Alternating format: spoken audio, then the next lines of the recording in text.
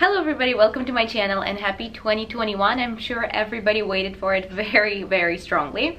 And to start this year, I want to talk to you about the schools that do not have the bench test. It's a very popular question and I promised this video for a while and I'm finally getting around to do it. And this video has a pre-story. So basically I was trying to look up the lists online of schools that do not have a bench test, and I found some lists and I was pretty excited about it. Thought like, oh, this is gonna be a very simple video to film. Just go away. Joey, sit. Stay. Alright, so basically I found some lists online and I thought this is going to be a very easy video to make. I'm just going to read those lists and talk a little bit about those schools. But as soon as I started checking those lists, I realized that, ooh, that is incorrect. Basically, the website of a university that's listed would say there is no bench test, but there's a clinical skills test, which is technically a bench test. They just call it a different thing. So this is just kind of a lesson for all of us to check before you think this information is perfectly correct. So check everything, double check, do your own research. Even my lists that I'm reading to you right now, either I'm wrong or information can change, so do your own research, even though I'm pretty sure this is correct. But let's just hear what I have to say. So I have 4 schools and I am fairly certain that that's all. There's no more schools that do not have a bench test. 4 schools I found that do not require bench tests to be admitted into their programs. Let's start with the school that I am personally enrolled in, is BU. Everybody knows that BU doesn't have a bench test. BU is a great school. It's located in a very great city. Just, you know, go Pats. I am not biased or anything. But anyway, it is a very convenient location. They take a lot of students. The program consists of 85 students, so there are a lot of chances to get in. Their application is open very late. They do not require part 2. Well, now we don't care because there's INBD, but still for people who only have passed part 1, it was really convenient to apply because they do not need a part 2. It is the cheapest tuition in the entire country. And just personal note, why BU is a great school, they provide you with everything, and everything is included in the price of the tuition. For example, in Oklahoma, which I went to, University of Oklahoma, great school, loved it, but the price of the student toolkit was separate. Scrubs were separate, loops were separate. All of that was separate price that you have to pay on top of very high tuition. In BU, you do not have to do that. Everything is included.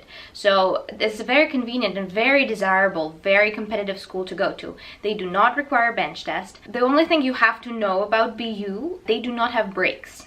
BU doesn't have summer breaks, they do not have spring breaks. If you're going to BU, you're going for 2 years, you're there for 2 years. You cannot leave the country for 2 years.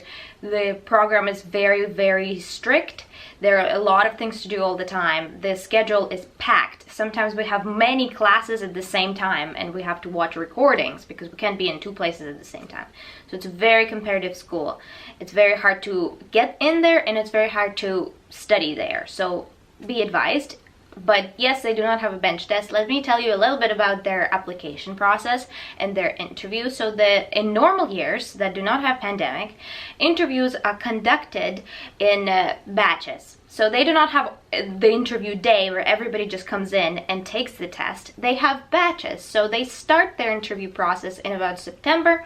The first batch comes in, then in October, November the batch comes in, December the batch comes in, and I think their last interview is in January. So they go for a long time. So if you don't get invited in September, don't be alarmed. You can be theoretically invited in later month. I was invited in May, and I was not the only one, but that is just due to the pandemic, and that was inconvenient for everybody, but it turned out really good to me because I could return to my city of Boston. The interview now that I went through was online, now that many schools are choosing to conduct their interviews online because of understandable reasons. The interview was very short, very strict. People are generally really friendly, but it's a north. You have to be prepared that they're not gonna come here with open arms and just ask about your life. There were very strict questions about my school, about my education. Unlike Oklahoma, just my different interview experience where everybody was just like, how are you? How's your life? What are your hobbies? This interview is very, very strict. So this is just my opinions and thoughts about BU. It's just kind of a bonus in this video because I do go to the school and I know a little bit of inside information, and I did go through the interview process. And on the rest of the schools that I list here in my list, I did not go through the interview, so this is going to be the information that I found on the website. School number 2 is Rutgers. It is also a very desirable school located near New York City, so a lot of people apply. Their deadline is also open very late, so you can apply much later. I think I applied to Rutgers in the fall, maybe in October, because I did not have part 2 in a reasonable time. I only passed part 2 in August, so I applied later, and I still got my interview invitation. So don't worry, if the deadline is open until a later time, it's okay to apply at a later time. You still have a good chance to get an interview. They do require both NBDs if you're still passing NBDs. They recognize INBD, so you do not have to worry about that. Rutgers accepts international students, so they do not require you to be a citizen or a permanent resident of the country. They will give you a visa, so you can come from a different country wherever you're from, get a student visa, and study in the US on those bases. What I did not like about Rutgers, and that's just my experience where I chose not to even go to the interview there. I did not go to the interview, but I was invited. So they require a check payment of $250. It needs to be a check. It needs to be a check or a money order. You cannot pay online. So if you're in a different country, it's gonna be a huge problem to pay that fee just for your application, $250. It's not a huge amount of money, even though I think it's pretty expensive.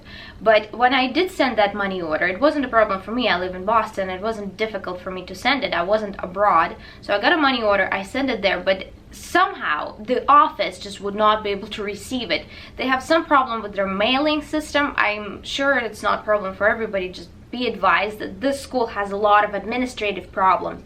The process is aged. They didn't update their system for a long time. It's hard to apply there. I want to give you my money, but they just can't take it because their system is so old. So I have to rely on the postal service. The postal service was not allowed in the building, so they couldn't sign for it. They couldn't receive my check. So it was a very nervous, stressful, long process to just give them my money. That's why when I was invited to the interview there, I was like, I had such a stressful experience with the school. I do not want to go to that school even if I do get it. Luckily, I had other choices, so it was okay. Rutgers does not have a GPA minimum. That is also a very common question that I receive all the time, saying that I don't have a high GPA, I have an average or lower GPA.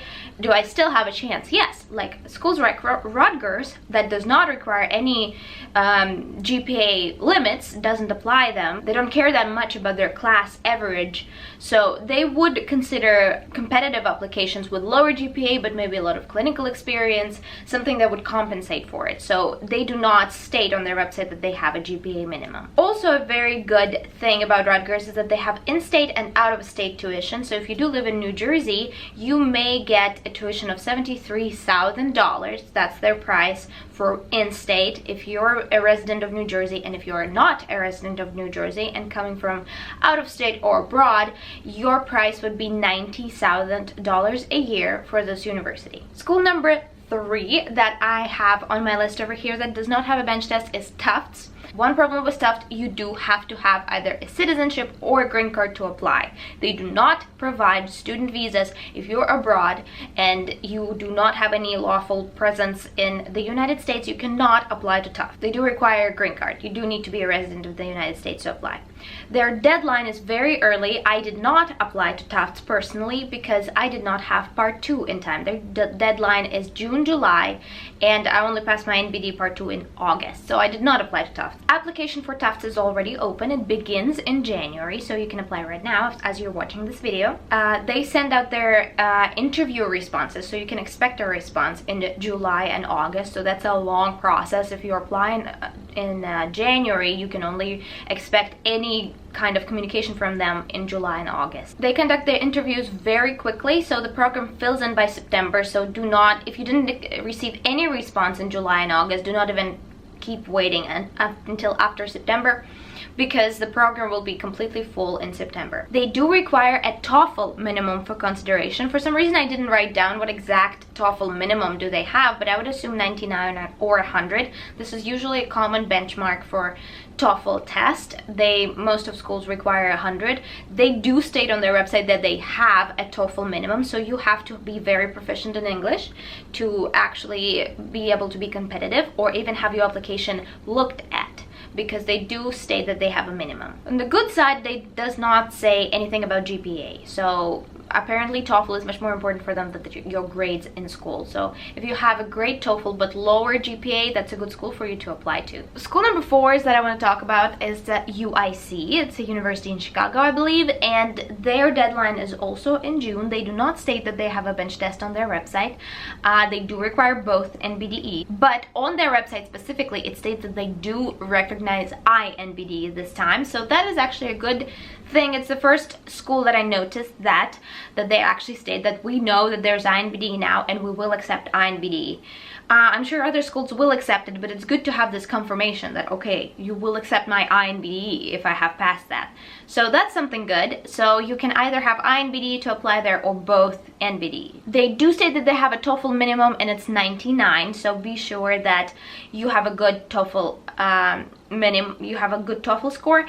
When they state that, at least to me, and I'm not sure about this, but when they state that they have a TOEFL minimum at least, and they say nothing about GPA, that would be actually great schools to apply for people with lower GPA. It means they have just a little different priorities. It means they recognize that you may have gone to school a while ago and didn't really think that you will need your grades later on in your life, but they and they plan to teach you this thing. So this, to me, that they don't state the GPA minimum but do state the TOEFL minimum, and that they want you to understand them, so they want you to be very proficient in English so you could learn in their school. So I like that. I'm very optimistic about the school. Also, on their website it says that they only accept applications from students who are currently in the US. They have a valid visa, so which makes me think they will not provide you a student visa after you to move into the country. Also, just the wording of this, and I'm reading this specifically, the College of Dentistry is accepting application from students who currently live in the US and hold a valid visa status. So, which makes me think that you maybe don't have to be a permanent resident, but they could, you could be like H1 holder or any other employment visas, and they would update your status to a student visa after you get in there, but they will not provide you with a student visa to enter the country. So if you live abroad right now and you don't have any foothold in the United States, that probably wouldn't be a good school for you. But if you are not a permanent resident and hold some other visa status, they would update your status to a student visa. At least that's my thoughts, and definitely check with them on that. Don't take my word for it, but just the wording is a little different from other schools who state that you need to have a green card or a citizenship. They leave a little bit of wiggle room here, and I would think that they would allow you to update your status if you have that problem. The price of the school I wrote down is $90,000 as well. And the last school I have on my list, and yes, there are only 4 schools at all that I could possibly locate that do not mention anything about bench test. Every other school that I looked at, and I'm pretty sure I looked at every single school in America, it's a long process, I did not like it, please don't make me do it again. Only 4 do not have a bench test, and the last school is UPenn. I cannot tell you how quickly I received my rejection from UPenn. I did apply, and this was one of the first schools that said, no, we will not accept you at any point in your life to our school. It's a very, very competitive school, and I do think it's my GPA that kind of let me down a little bit, because they are higher tier school and they care very much about their GPA. They want their class average to be highest possible, so if you do have a lower GPA, don't even look in their direction. And the process of application to UPenn was very difficult too. They require a lot of additional information aside of CAPIT. They require a whole bunch of additional essays that I have to fill in on their website, a ton of questions. It's just the whole process was very lengthy, and to be completely honest with you, even if I did have a higher GPA, I probably wouldn't get in because I just didn't have it in me to write a perfect personal statement, another one aside of the one that I already wrote, answer all of their questions. I just couldn't do it. I did write something, but I'm sure it wasn't great. Anyway, I would not recommend you to apply to the school if you have a lower GPA. On their website, they do recognize the integrated NBD, whatever INBD it is, so also a good sign that they confirm if you have passed INBD, you can come. But generally, normally, I think they only needed one NBD, so that's why I applied on time. They only required NBD Part 1. They do give out visas. There's no need to be a citizen. There's no need to be a permanent resident. You can be living abroad, and if they like you, if they want to accept you, they will grant you a student visa to enter the US to go to their school. And their deadline is in June, so it's very early. It's one of the earliest schools that closes their application deadline, so you should really apply. The sooner, the better. And that is it. That is everything that I have for my list. Only 4 schools I could find for you that do not have a bench test, do not mention anything about the bench test. I also saw on some lists University of Alabama and University of Minnesota that do not have bench tests, but I went to their websites and they clearly state that we require clinical skills test. They don't say bench test, but they obviously need some kind of clinical test from you. So I don't know why they were included on many lists that I saw online. Maybe they didn't used to have a bench test and now they do, but just again, I mentioned them to you. University of Alabama, University of Minnesota, go check them out for yourself. Make sure that they don't have a bench test, and again, check yourself. Research in this process is very important. I hope you find this video helpful. I hope this find my little tidbits and my personal experience about the schools helpful. And another thing that I wanted to let you know, I've been loving reading your personal statements. If you have emailed me your personal statement and I read it, and I hope you enjoyed my feedback. I do really put a lot of time into reading it and thinking about trying to reformulate your sentences a little better for you, and I really do want to help, and it actually makes me feel like I'm talking to you guys, not just a camera. I feel like I know you because I've read so many personal statements by now, and I feel like every personal statement I read, I can give better feedback because I've read so many at this point. But I have read so many, and I see that it takes a lot of time from me. And if you have messaged me on Instagram, you probably see it takes me a lot of time to respond because I have been reading a lot of personal statements. There has been a huge demand for it.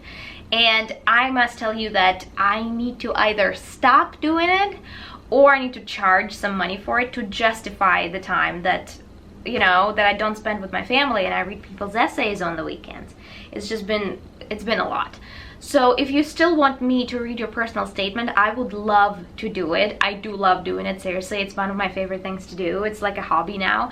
So if you do want me to read your personal statement, you can text me, you can email me or text me, but I'm usually most responsive on Instagram, and I will put my Instagram address on the screen.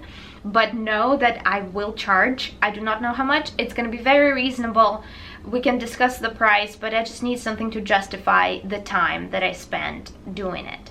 So I hope it's okay. I'm sorry, but it's been pretty tough, time-consuming thing to do. So I hope you enjoyed this video. I hope you're gonna come back for the next one, and I'll see you next time.